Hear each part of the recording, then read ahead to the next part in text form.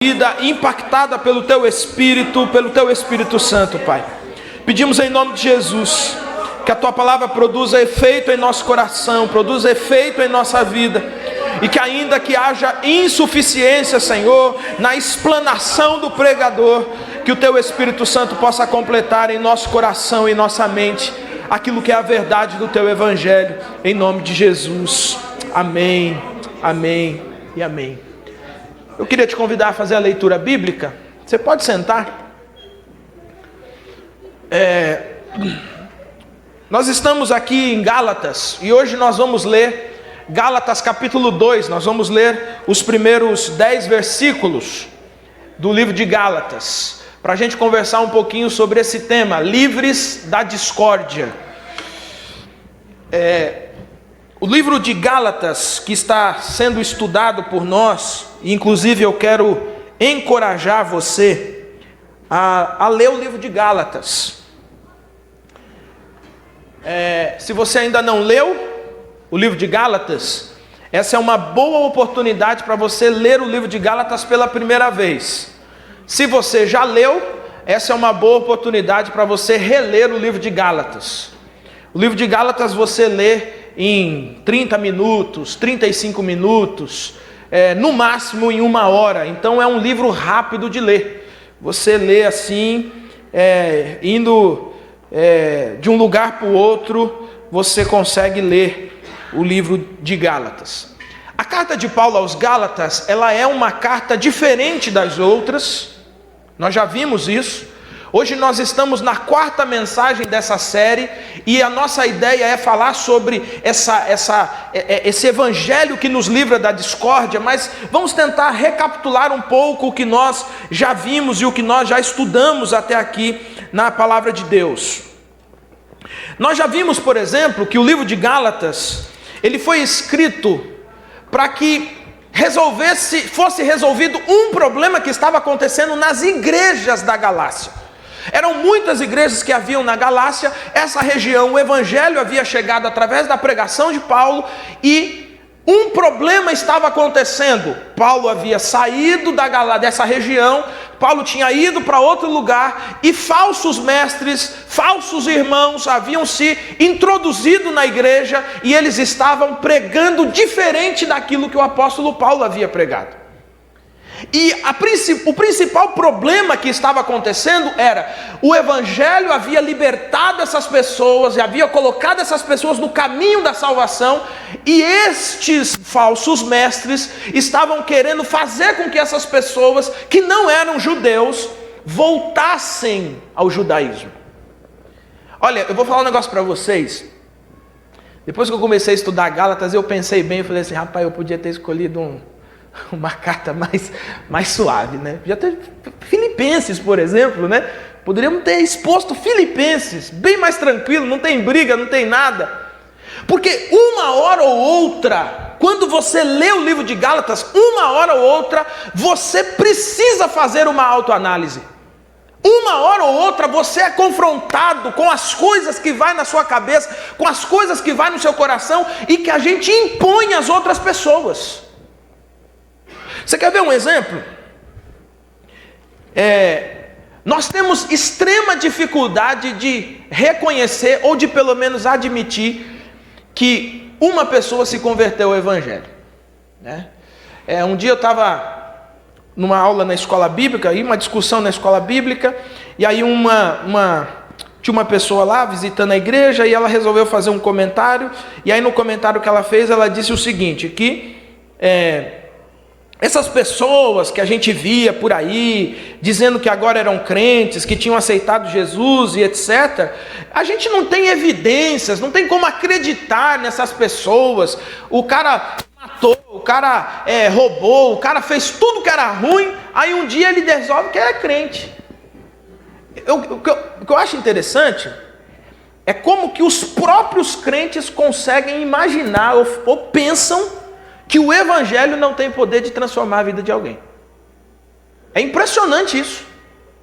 Porque a gente às vezes quer resumir a conversão ao evangelho naquilo que nós temos formatado na nossa cabeça.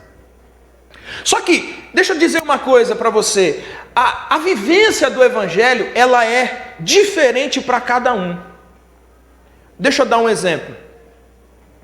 Você aceitou Jesus um dia na sua vida, se rendeu a Cristo um dia na sua vida, e se passaram 1 ano, 2 anos, 5 anos, 10, 15, 20 anos, 30, 50 anos, você já é um tipo de crente. Pois bem, aí uma pessoa se converte ontem, e hoje você quer que ela seja igualzinho você. Só que observe o seguinte, você demorou 50 anos, mas nós somos intolerantes com as pessoas, e nós queremos que as pessoas sejam mudadas da noite para o dia. É ou não é assim? Ou eu estou exagerando? E aí nós temos dificuldade de olhar para as pessoas e dizer assim, não, o fulano não era crente, mas agora o fulano é crente. Aí você fala assim, duvido, quero só ver. E se ele não se encaixar em algumas coisas que você pensa na sua cabeça, você vai dizer assim, ah, não é crente não. Estão lembrados quando eu disse assim, quando a igreja está vazia, o povo diz assim, que a igreja vai fechar, meu Deus, que coisa feia, está horrível, o negócio está feio demais. É aquele pastor lá, pica-fumo aquele pastor lá, que isso rapaz, que não trabalha direito não, e tal. Quando a igreja está lotada, bombando, a igreja está na internet, a igreja está na boca do povo, está nas esquinas, a igreja está bombando, aí o que as pessoas dizem? Também, com esse evangelhozinho choco, esse evangelho fácil. Porque nós temos dificuldade de reconhecer que o poder não está em nós, o poder está no Evangelho. E quando uma pessoa se rende ao Evangelho, nós precisamos reconhecer que tudo o que precisava ser feito por essa pessoa foi feito por Jesus Cristo na cruz do Calvário. E reconhecer que somente a ação do Espírito Santo é que consegue fazer as pessoas de fato serem transformadas.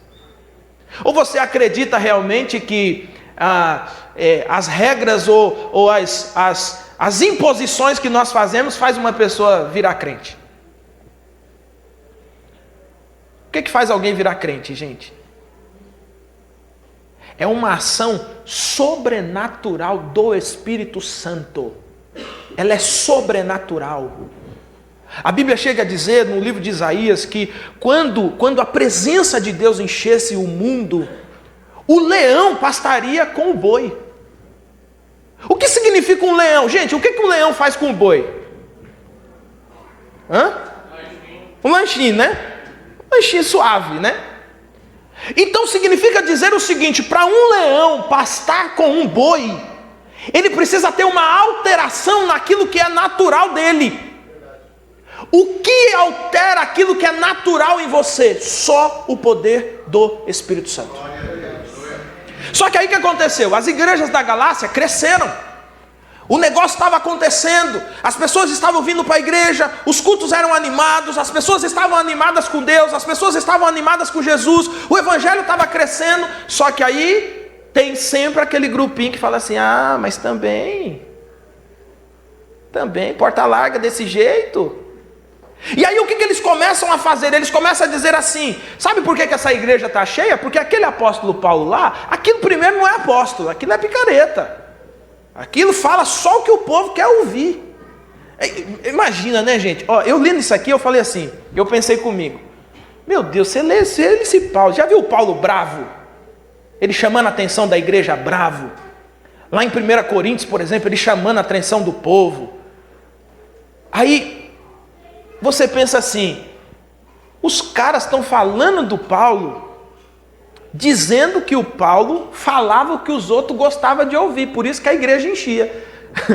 Aí eu pensei comigo, mas se falava do Paulo, não vai falar de mim não, Não vai falar de você não? Vai falar, irmão.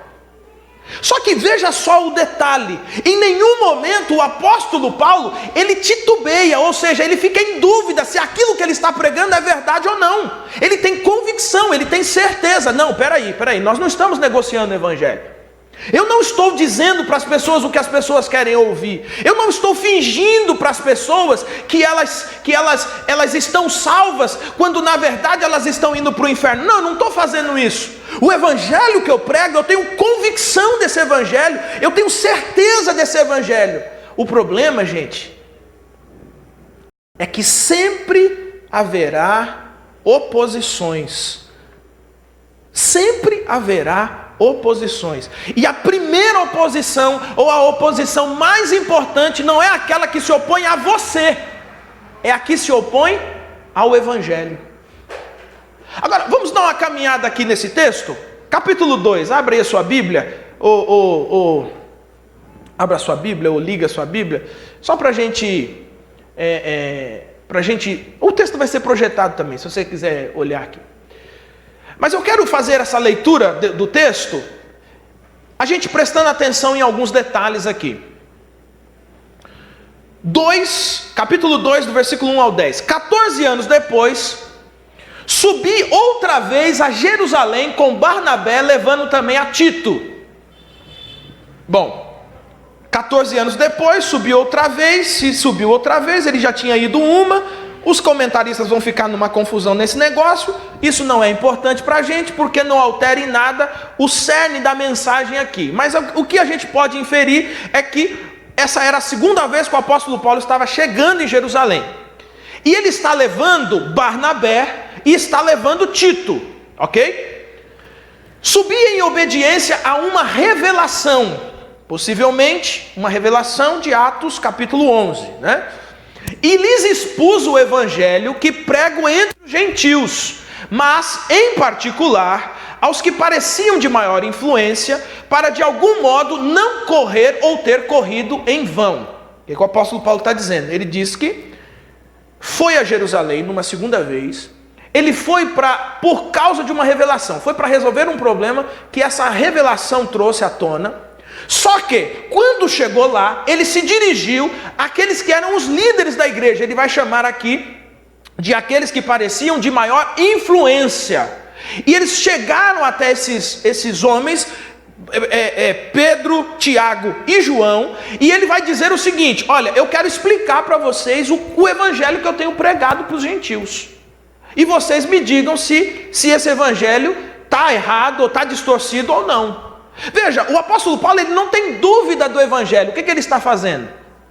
Os camaradas começaram a inventar uma outra. Veja que, se você está acompanhando as mensagens, toda mensagem tem eles inventam uma coisa de Paulo.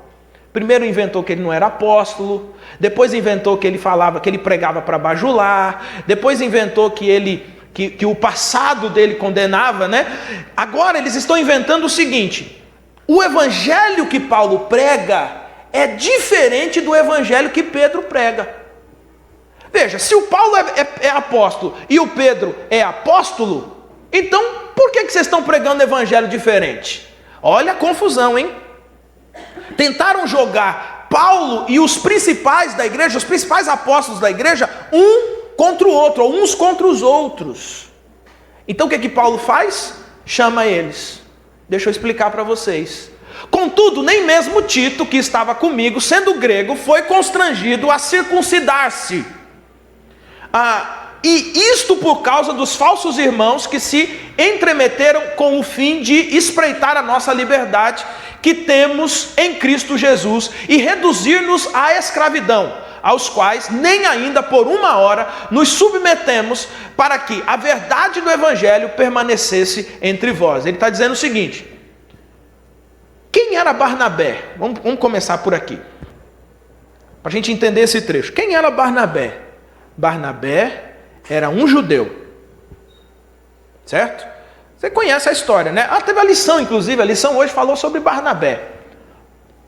Um homem que seu nome significa consolação, um homem que é um cara que vai na frente, um cara que abre o caminho, um cara que é facilitador, facilita as coisas, um cara que contribui, um cara que vai na frente. Este é Barnabé.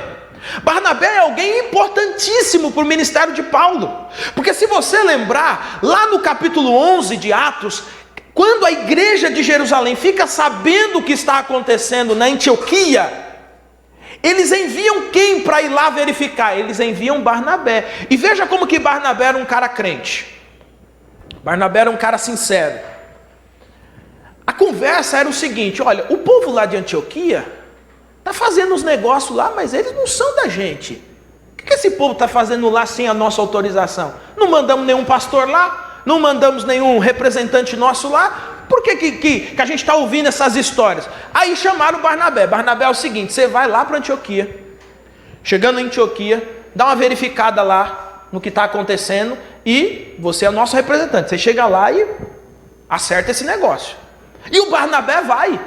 E quando o Barnabé chega em Antioquia, o Barnabé percebe o seguinte: o que é isso que está acontecendo aqui? De fato, o povo de Antioquia não era judeu.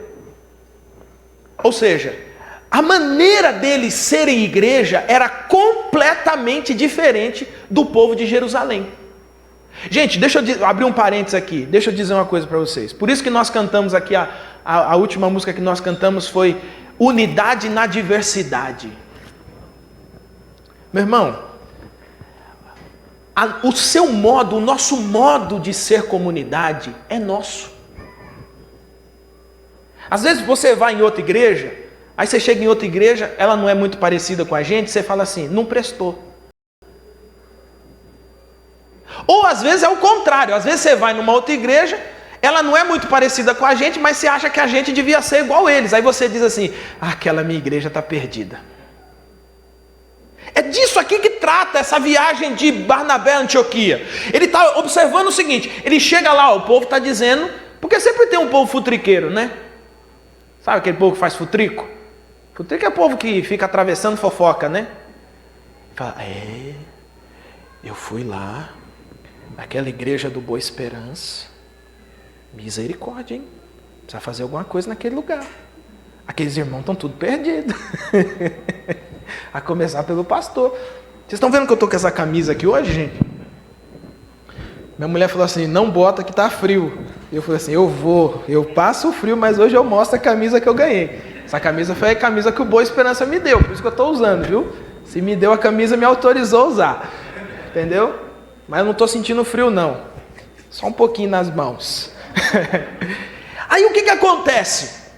Fica esse leva e traz. Olha o que acontece com Barnabé no capítulo 11. Depois você abre a sua Bíblia lá no capítulo 11 na sua casa e leia.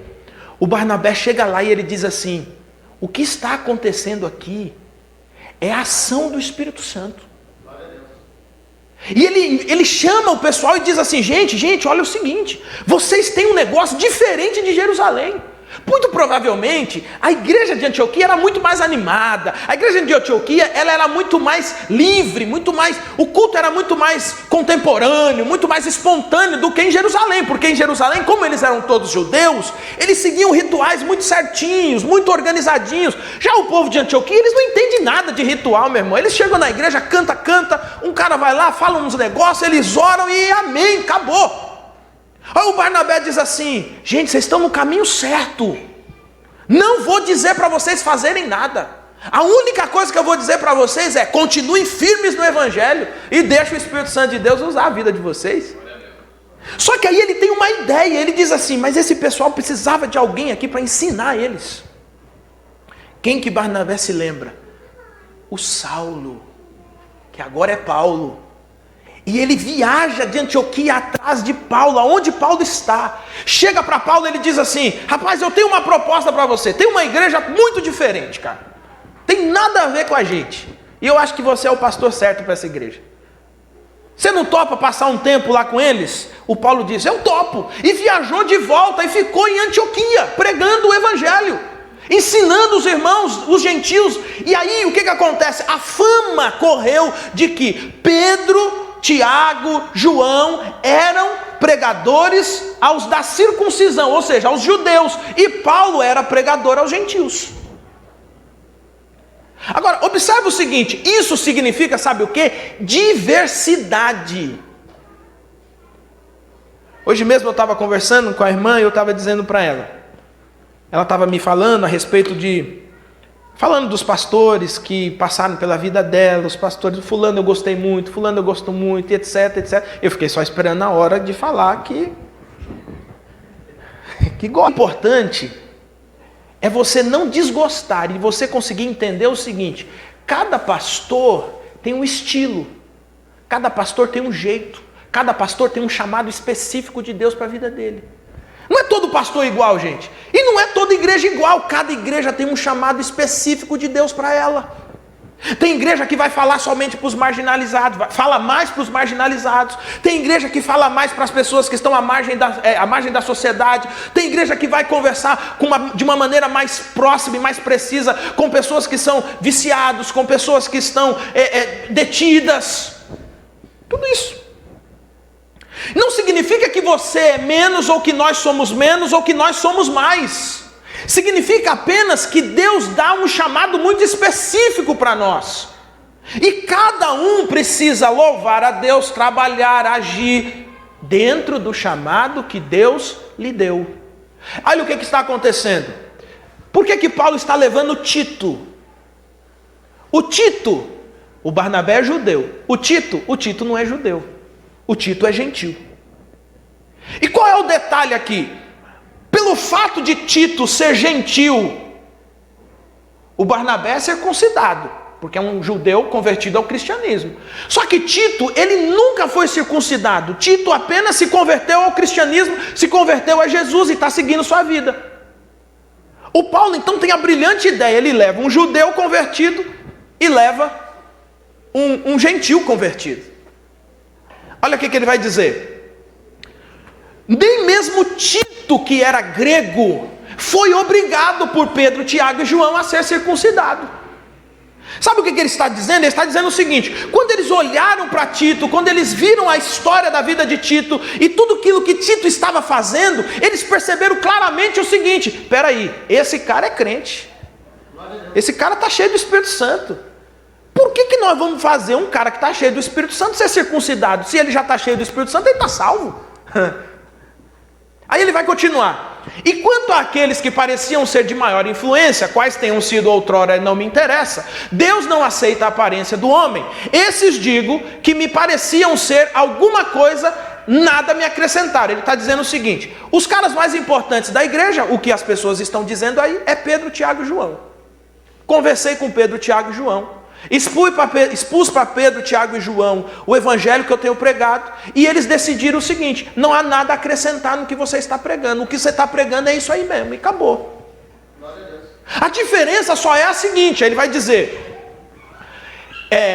assim: esse digo que me pareciam ser alguma coisa, nada me acrescentaram. Antes, pelo contrário, quando viram que o evangelho da incircuncisão me fora confiado, ou seja, foi confiado a ele pregar para os gentios, como a Pedro da circuncisão, ou seja, Pedro prega para os judeus, pois aquele que operou eficazmente em Pedro para o apostolado da circuncisão, também operou eficazmente em mim para os gentios. E quando conheceram a graça que foi dada, Tiago, Cefas, que é Pedro, e João, que eram reputados colunas, ou seja, eram os líderes da igreja, me estenderam a mim e a Barnabé a destra da comunhão. O que ele está dizendo? Ele está dizendo o seguinte: depois que ele expôs tudo, que todo mundo se entendeu e tal, o Pedro, o Tiago e o João chegaram para Paulo e disseram assim: bem-vindo ao barco, irmão, nós estamos juntos. Estendeu a destra da comunhão, estamos juntos, hein? Aqui, ó, você prega lá para os gentios, nós prega aqui para os judeus, mas o que você prega lá e o que nós prega aqui é o que Deus mandou para a gente. Aí ele vai dizer: recomendando apenas que nos lembrássemos dos pobres, o que também me esforcei por fazer.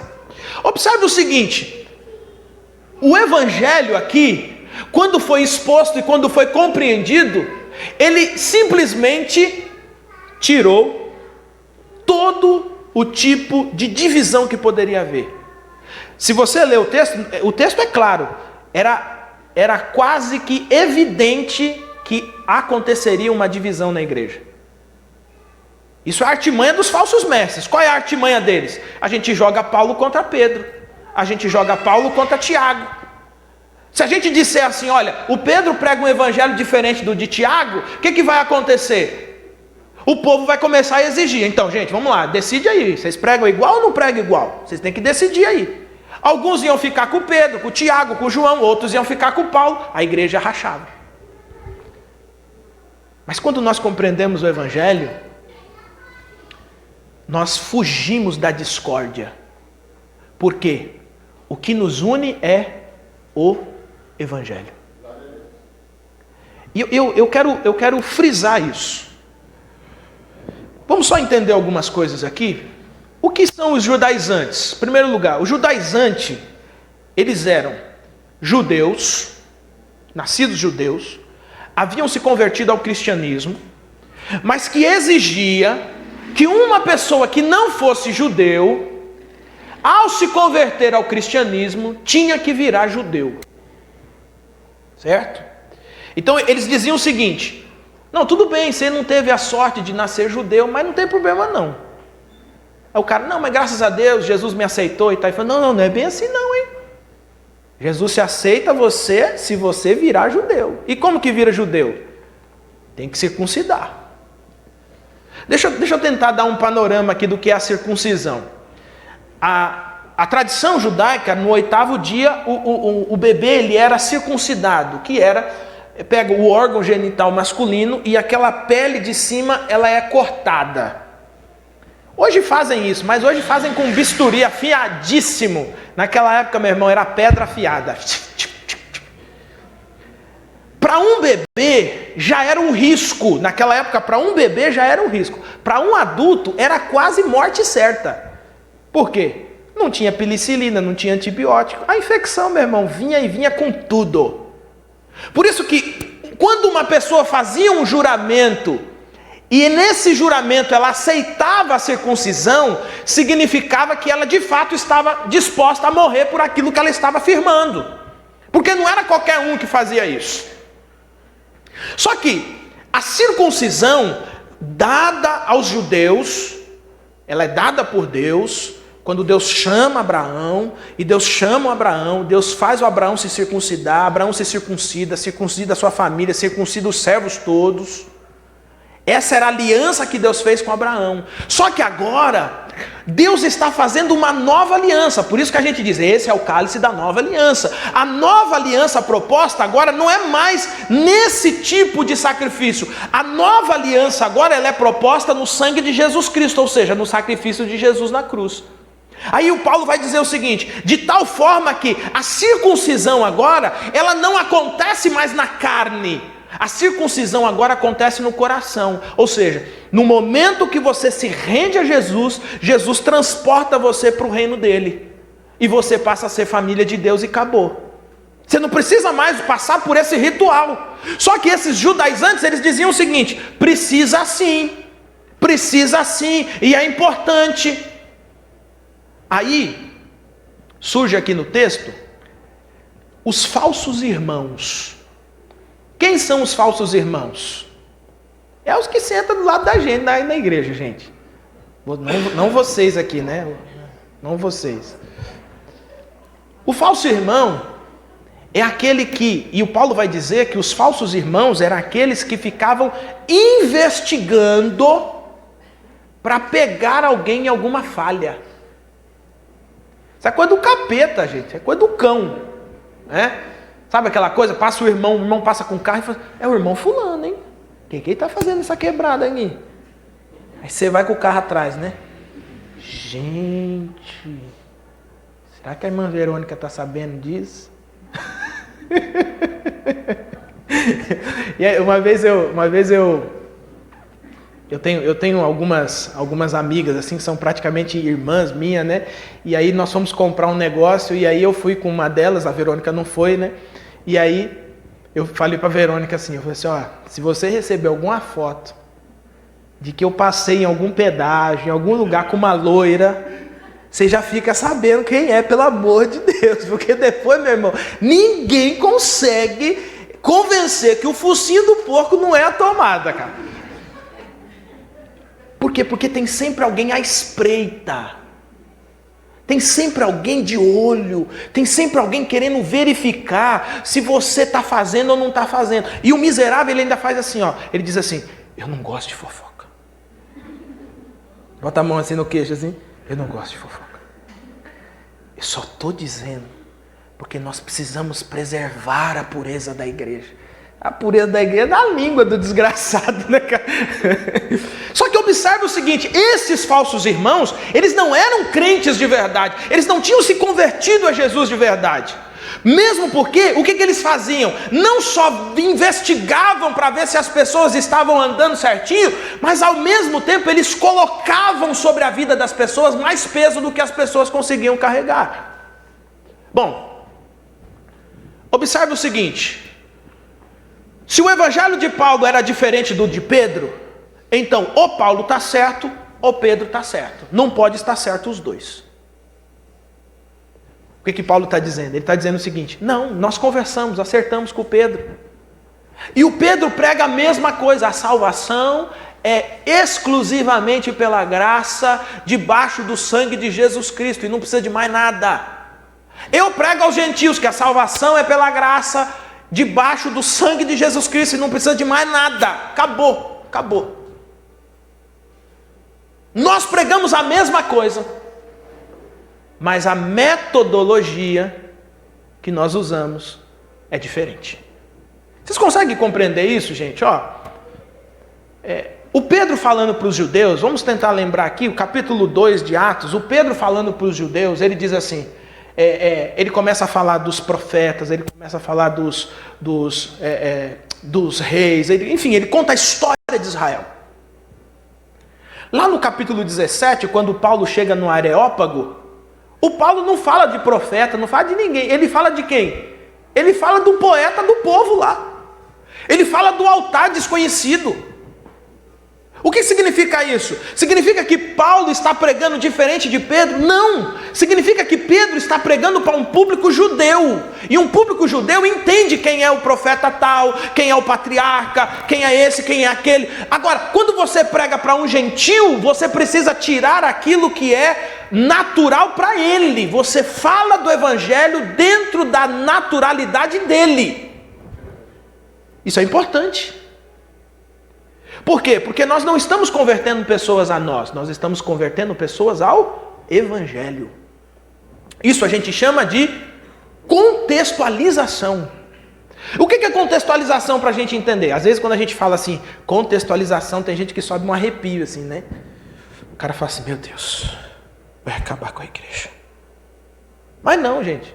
Sabe o que é contextualização? É mais ou menos o seguinte. O evangelho é um só.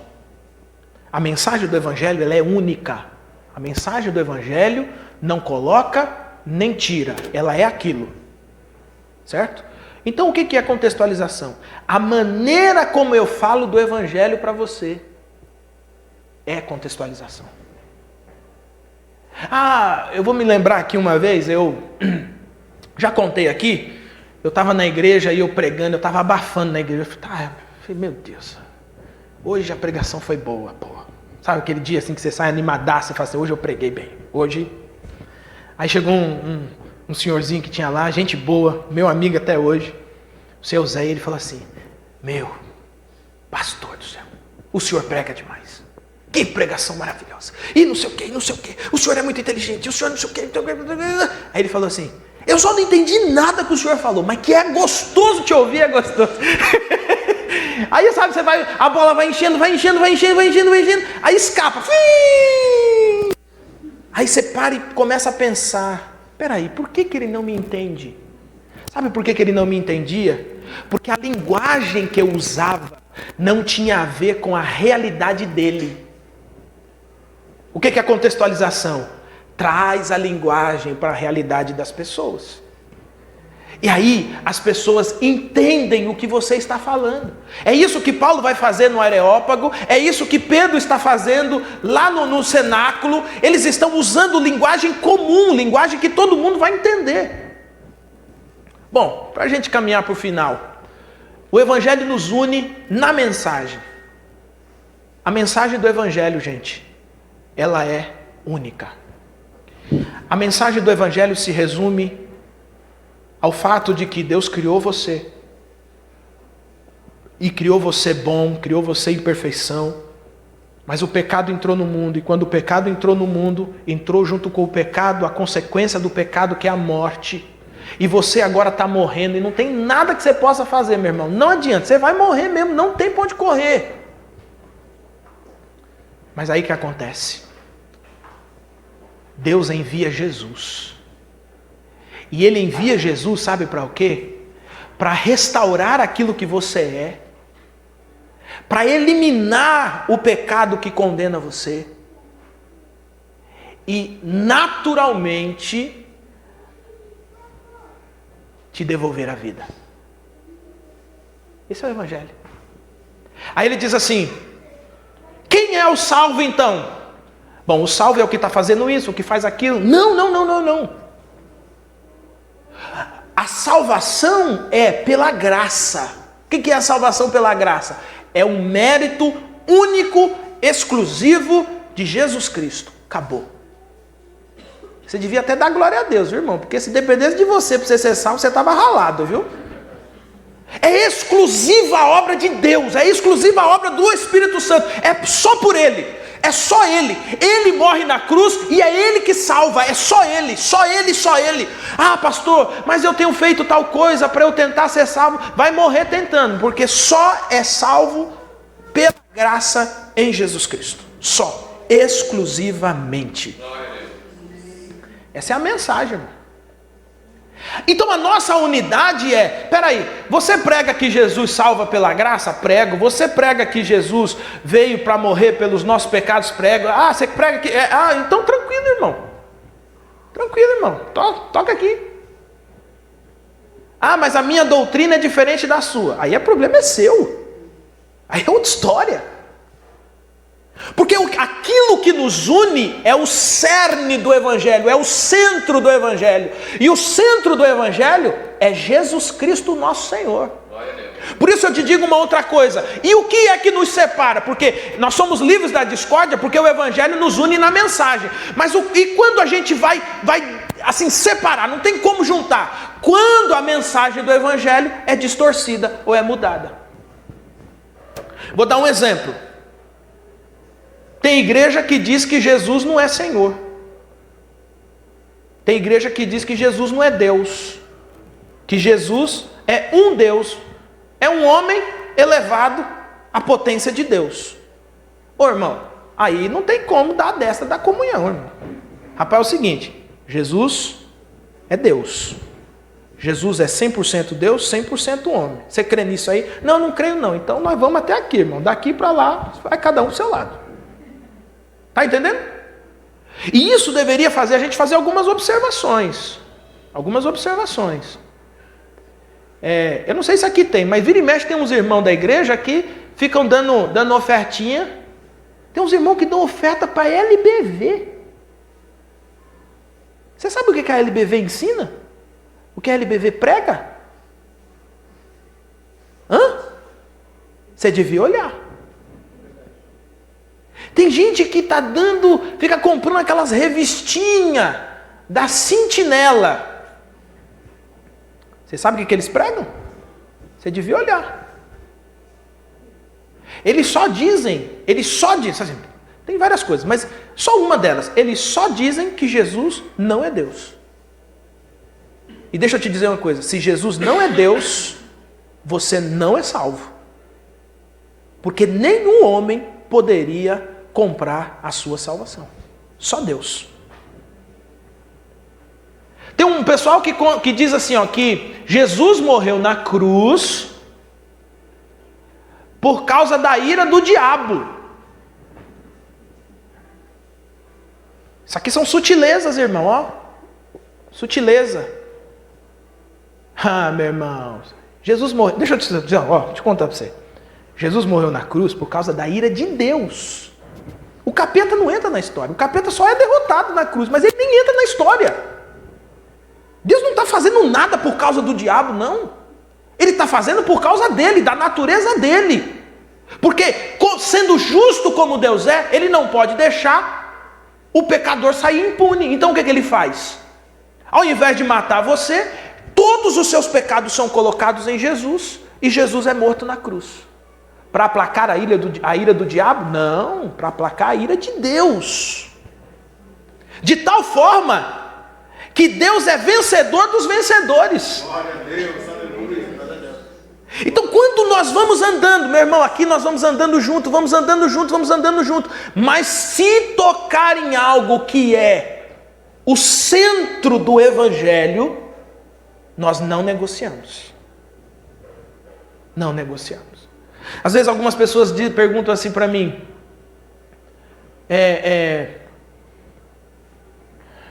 você acha certo, por exemplo, botar luz piscando na igreja? Aí a pessoa já repete, ela faz a pergunta e ela já completa. Eu acho errado. Eu falo, aí o problema é seu, cada um. Mas por que você não acha errado, não? Eu falei assim, não.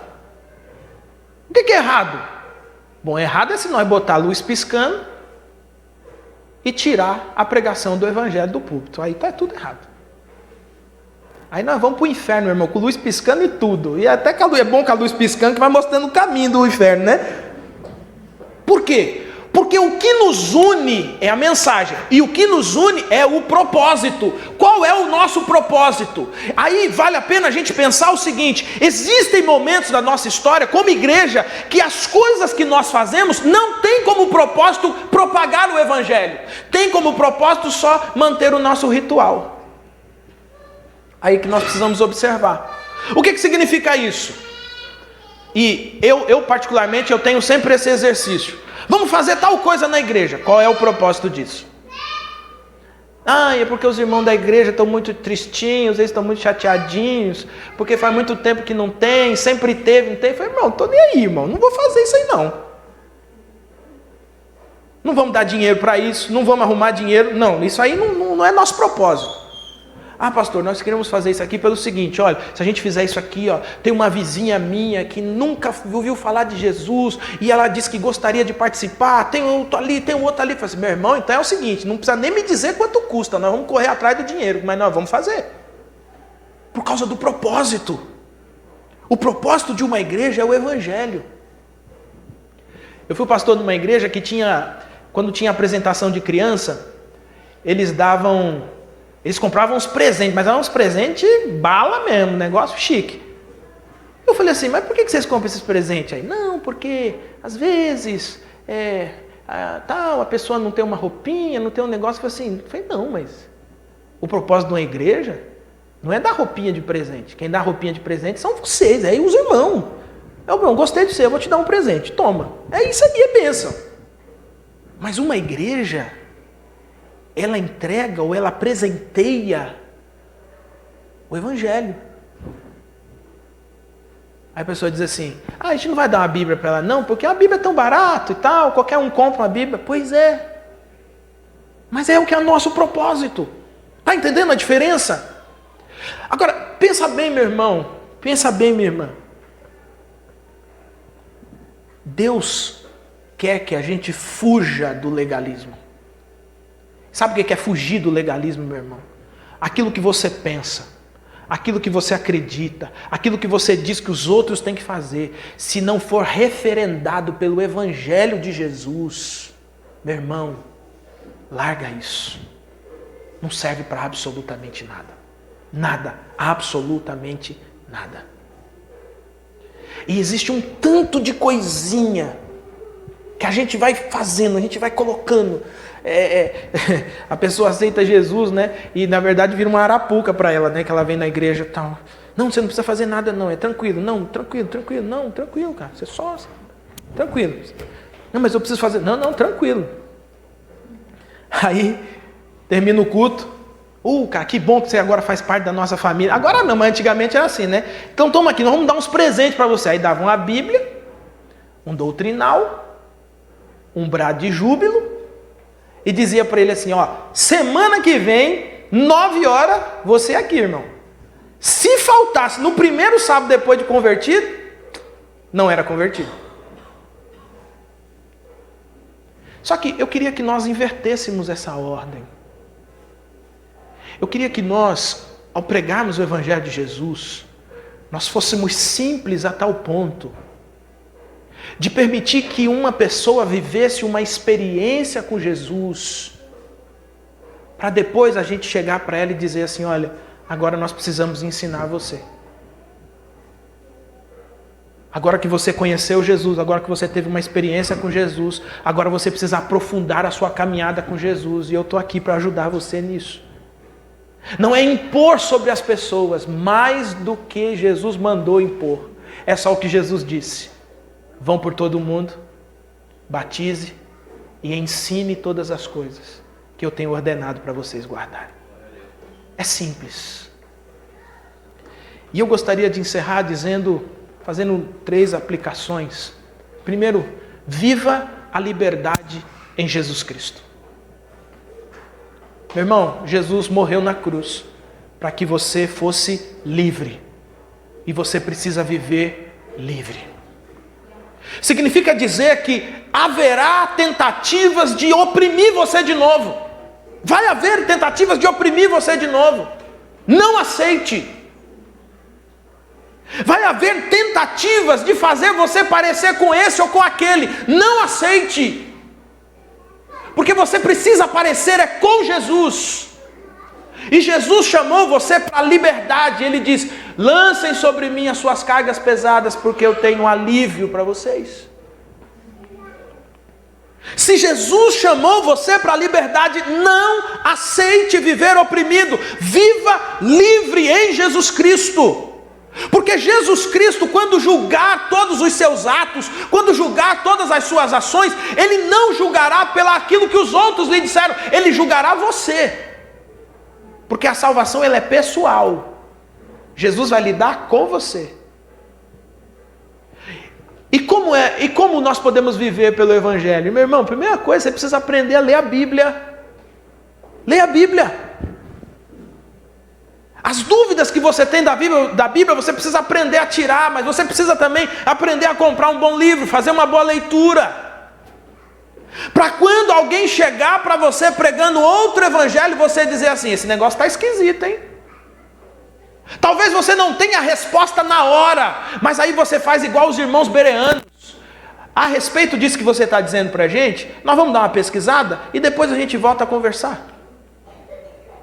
Não é a gente ficar se entregando na primeira e sendo oprimido de novo. Viva a liberdade de Jesus Cristo, meu irmão. Aí o cara vai vir querer te vender uma chavinha. Ele te vende uma chavezinha de papel, uma chavezinha sem vergonha de papel, custa 100, 300 conto, que é para abrir a porta da sua casa própria.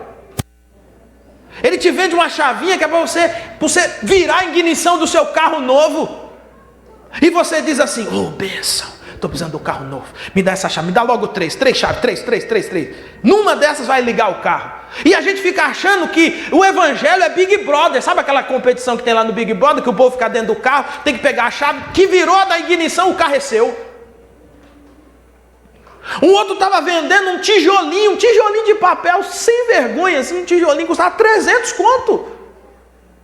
Compre o tijolinho, que é o tijolo da construção dos seus sonhos. O que mais me espantou, foram 2, o que mais me espantou.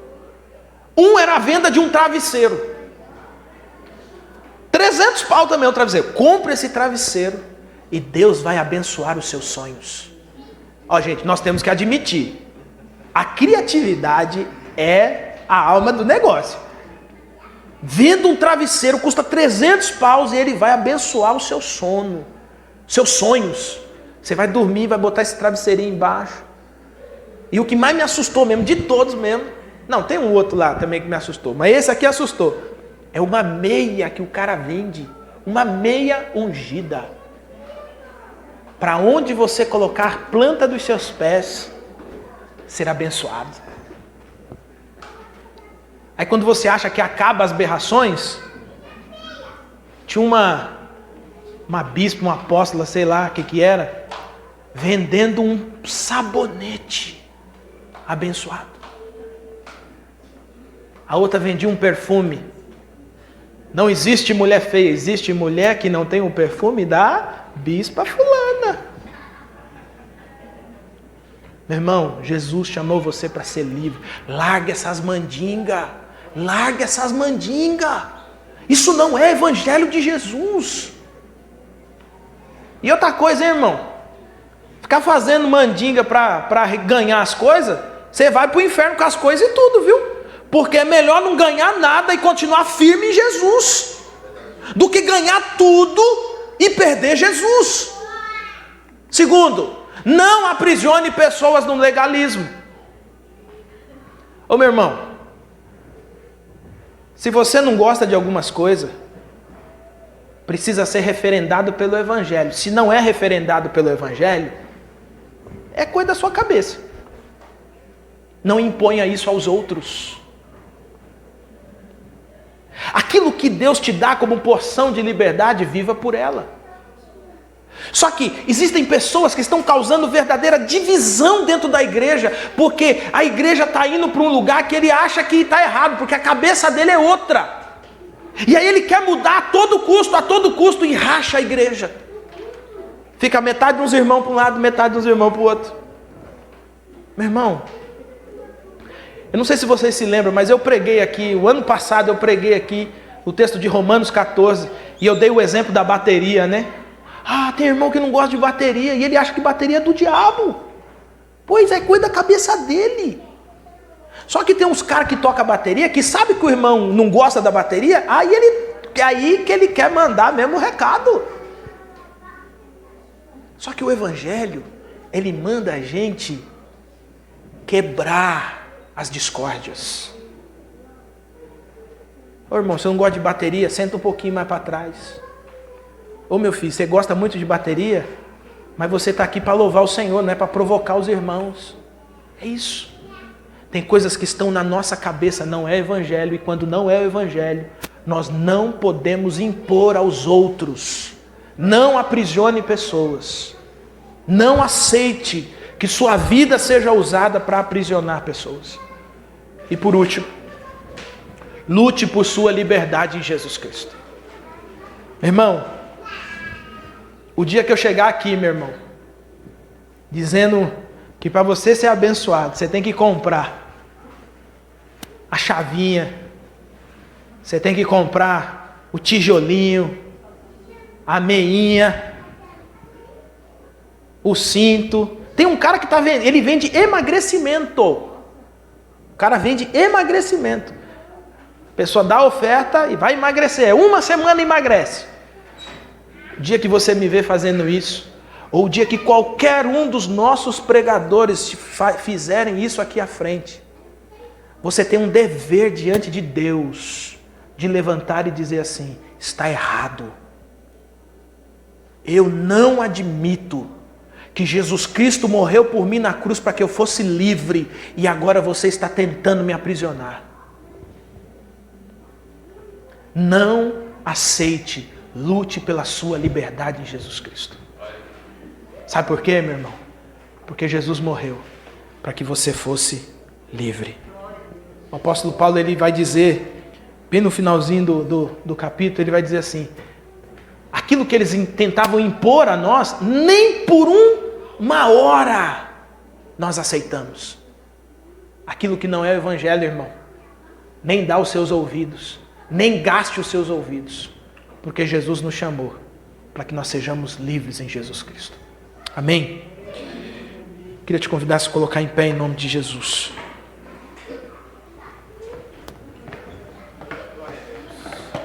Às vezes a gente se perde em algumas coisas, gente.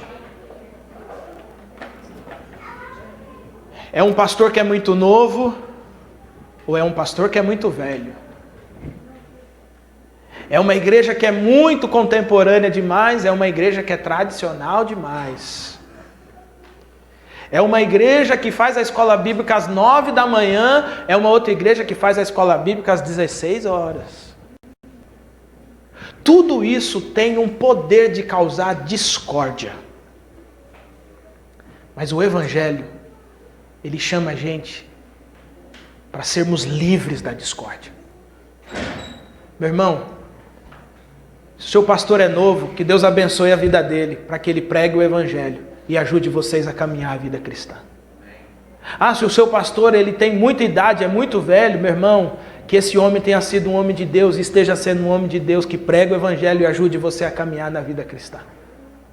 Ah, minha igreja só toca piano, minha igreja não tem bateria. Meu irmão, sua igreja que só tem piano, que Deus use a sua igreja para alcançar pessoas, para salvar pessoas, para redimir pessoas, para ajudar pessoas a caminhar no Evangelho. Ah, minha igreja tem bateria, minha igreja tem timba, tem gogô, tem tudo que você tem, harpa, tem viola, tem tudo que você imaginar, meu irmão. Que Deus use a sua igreja para alcançar pessoas e fazer com que o Evangelho seja transformador na vida delas. Isso é, eu estou fora da discórdia, eu estou aqui pelo Evangelho. E aquilo que é o Evangelho eu quero, aquilo que não é o Evangelho eu não vou perder o meu sono, aquilo que é o Evangelho eu luto, aquilo que não é o Evangelho eu não vou nem levantar da cadeira, porque Jesus morreu para o Evangelho e eu vivo pelo Evangelho. Não aceite viver por nada mais que não seja o Evangelho do nosso Senhor e Salvador Jesus Cristo. Pastor, eu não sei o que é o Evangelho. Meu irmão, então você continue vindo para a igreja. Porque enquanto essa igreja existir, essa igreja continuará pregando o Evangelho de Jesus. Você vai aprender o Evangelho, você vai ser exposto ao Evangelho, e o poder do Espírito Santo vai ser transformador na sua vida e na sua história. Amém? Vamos orar juntos? Eu queria que você orasse por 2 propósitos então. Eu queria que você, em primeiro lugar, orasse pelos pastores. Pastor novo, pastor velho, meu irmão. Jesus morreu pelos 2. E os 2 devem pregar o mesmo Evangelho. Aí eu queria que você orasse também pelas igrejas. Quanto mais igreja diferente a gente tem, maior é o nosso alcance no Evangelho. E ao orar pelas igrejas, que você orasse assim, ó: Senhor, abençoa. Senhor, abençoa. Senhor, abençoa.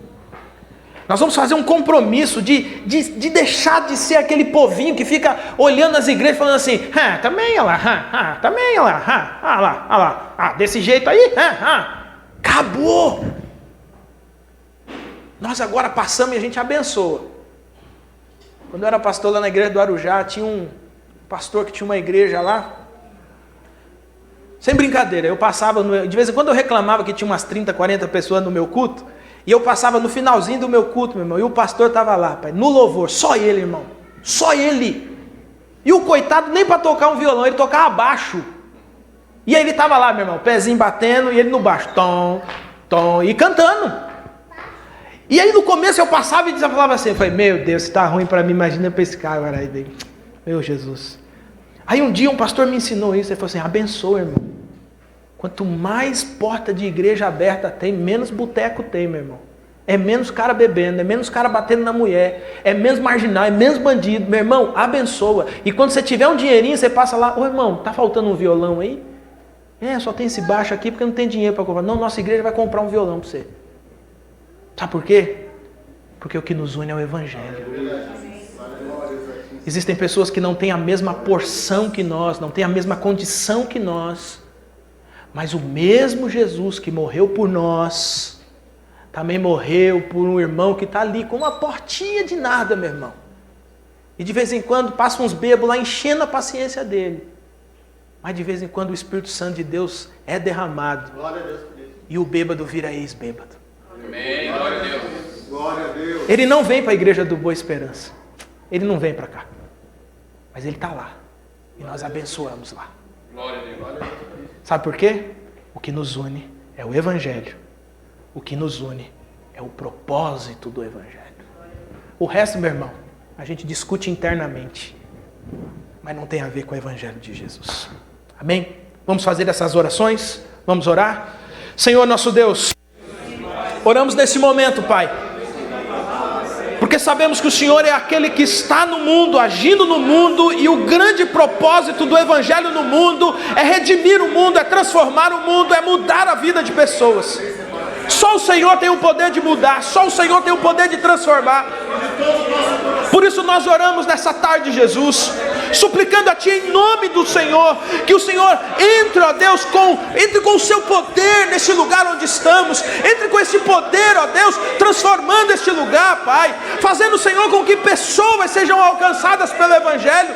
Pai, hoje nós fazemos um compromisso, Senhor, de que aqueles que pregam o Evangelho, Senhor, Senhor, com sinceridade, com, Senhor, a autoridade do Teu Espírito, Pai, nós intercederemos, nós ajudaremos, Pai, porque nós estamos no mundo, Senhor, para que o mundo conheça o Evangelho de Jesus Cristo, Pai.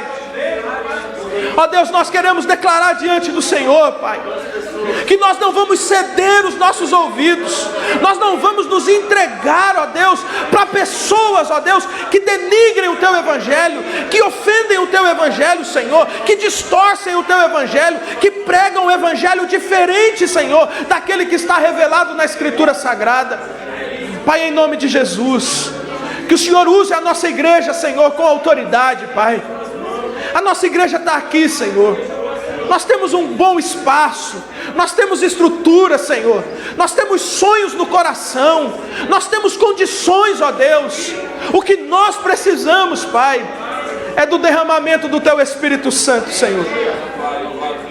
A gente não está pedindo dinheiro para o Senhor, Pai, porque a gente sabe que isso é consequência.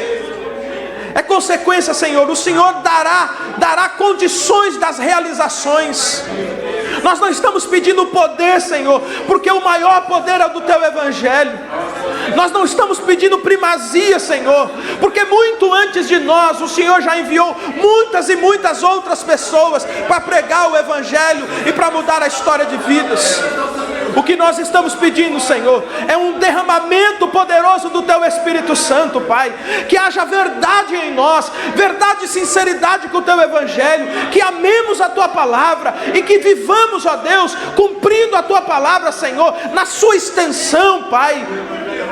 Que nós não negligenciemos o Teu chamado, Jesus.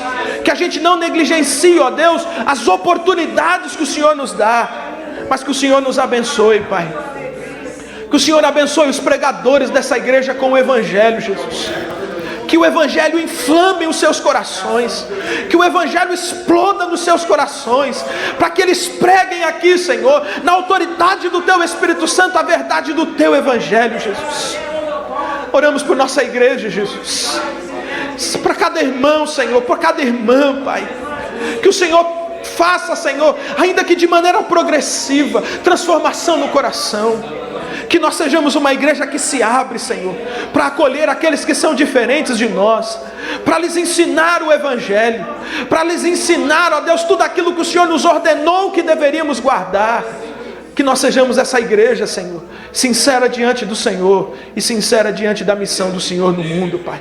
Em nome de Jesus, em nome de Jesus, em nome de Jesus. Vamos cantar para a glória do nosso Deus.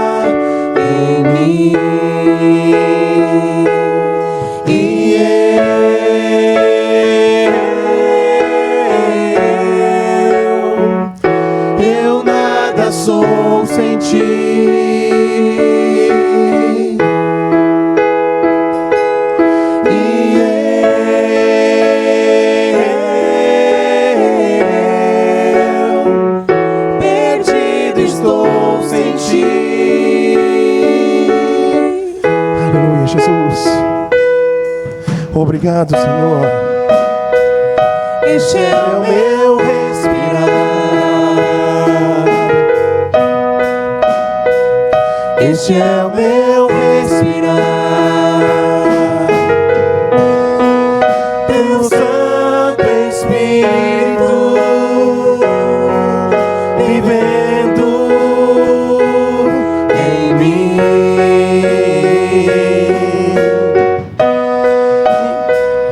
E este é o meu pão. E este é o meu pão. Tua vontade feita em mim. Canta, igreja, canta ao Senhor. Canta ao único Deus que é merecedor de toda honra e toda glória. Louva a Deus por tudo que Ele fez por você. Aleluia, glória a Deus. Aleluia, Jesus.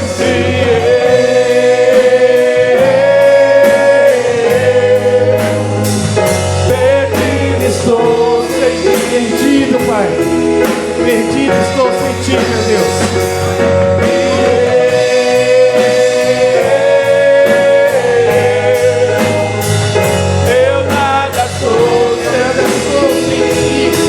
Aleluia, Jesus.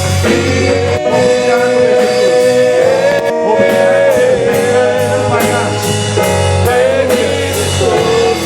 Obrigado, meu Jesus, pelo sangue derramado na cruz. Aleluia, glória a Pelos Deus. meus pecados, meu Deus. Aleluia. Perdido estou sem ti.